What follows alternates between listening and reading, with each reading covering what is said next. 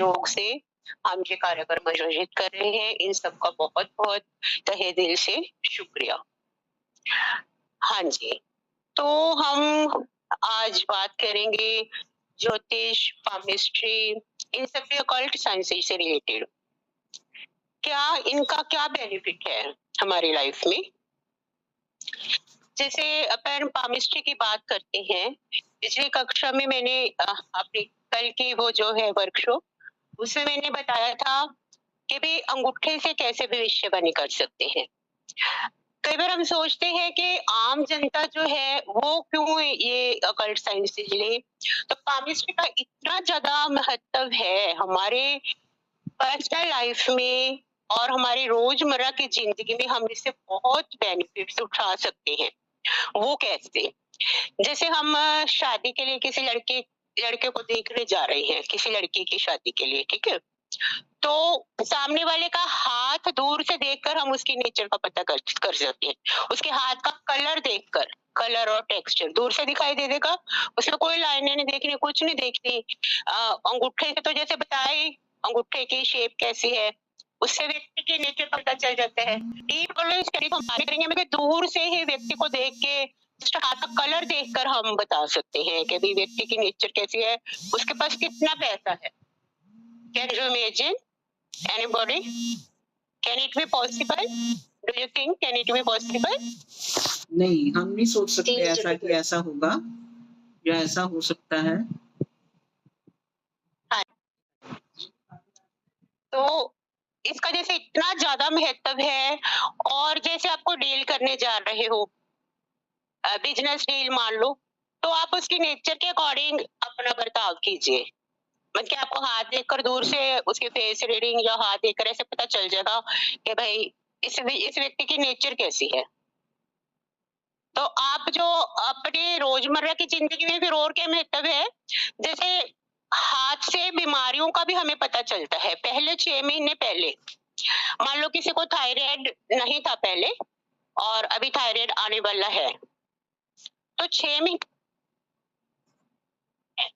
वो पहले तो कन्वेक्स शेप में थे, उभरे हुए ऊपर से, और जैसे ही उसको वो बीमारी की शुरुआत हुई, तो ये जो नाखून होते हैं आपके कनकेव शेप में आ जाएंगे, ऐसे उनमें उनके अंदर गड्ढा बन जाएगा।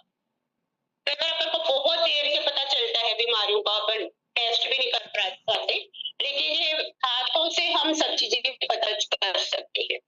हाथ में क्या सिंबल जा रहे हैं, और जैसे जो पहले पुराने जमाने में हमारा आयुर्वेद साइंस, मेडिकल साइंस, वो भी पामिस्ट्री, ज्योतिष, आयुर्वेद, इन सभी चीजों को रिलेट करके ही अपना ट्रीटमेंट करते थे। इसलिए आप देखिए पुराने जमाने में कोई भी बहुत कम बीमार होते थे। योगा, हमारी दिनचर्या, खान पीन इस तरह से बहुत बढ़िया होता था। हाँ, yes I am right Shashi ma'am, please. जी, बिल्कुल, बिल्कुल। हाँ जी, सही बात है आपकी कि पुराने ज़माने में ज़्यादा लोग कम बीमार होते थे। हाँ जी। हाँ जी। तो आज से अभी जैसे मेरे पास वो एक्सप्लेन करने का तरीका नहीं है, मैं आपको बाद में इसका वीडियो भेजूंगी ग्रुप में, ठीक है? तो मैं बताना चाहूंगी कि व्यक्ति के नेचर का कैसे पता करें, उसका उपाय भी क्या चल सकता है। ब्रेन लाइन के बारे में आज मैं बताना चाहूँ। ब्रेन लाइन आप सभी जानते हैं, ब्रेन लाइन होती है हाथ में, देखो मेरा हाथ दिखाई दे रहा है कि सबको? हाँ जी, हाँ जी। हाँ जी, यस मैम। हाँ जी, तो ब्रेन लाइन जो है अंगूठे के साथ, ये तो आपकी जीवन रेखा होती है जो गोलाई लिए होती है अंगूठे के साथ, इसको तो बोलते हैं जीवन रेखा यानी लाइफ लाइन। और इसके ऊपर जस्ट ऐसे हथेलियों के पैरेलल चलती हुई दूसरी साइड में पहुंचते हैं, जिसको हम बोलते हैं ब्रेन लाइन या मस्तिष्क रेखा। ठीक है जी। तो व्यक्ति की मस्तिष्क रेखा के अकॉर्डिंग ये कहाँ से स्टार्ट होती है? कल मैंने आपको पर्वतों के बारे में बताया था। कभी हथेली में हमारे 9 पर्वत होती हैं, जैसे तर्जनी उंगली के नीचे गुरु पर्वत आता है, और ये मध्यमा उंगली के नीचे शनि पर्वत, अनामिका उंगली के नीचे जिसको रिंग फिंगर बोलते हैं, अपन अपनी रिंग पहनते हैं रिंग सेरेमनी के टाइम, ठीक है। इसके नीचे आते हैं सूर्य पर्वत, और फिर कनिष्क का सबसे छोटी फिंगर जो होती है, इसके नीचे जो होता है वो होता है बुध पर्वत, ठीक है। और फिर यहाँ पर होता है निम्न मंगल पर्वत, ये अंगूठे के पास जस्ट निम्न मंगल पर्वत। मंगल पर्वत क्या देते हैं? लड़ाई झगड़ा, गुस्सा, ये सब चीजें देते हैं, ठीक है। और फिर अपना रह गया, और कौन सा रह गया पर्वत? ये बुध पर्वत के नीचे होते हैं जस्ट ब्रेन लाइन के ऊपर, और बुध पर्वत के नीचे 8 लाइन के नीचे। तो यहाँ पर होते हैं आपका उच्च मंगल पर्वत। अब निम्न मंगल और उच्च मंगल में क्या डिफरेंट है? निम्न मंगल पर्वत जो होते हैं वो गुस्सा, लड़ाई झगड़ा, अच्छे सर्जन भी बन सकती है, डॉक्टर लुटेरे भी बन सकती है ना।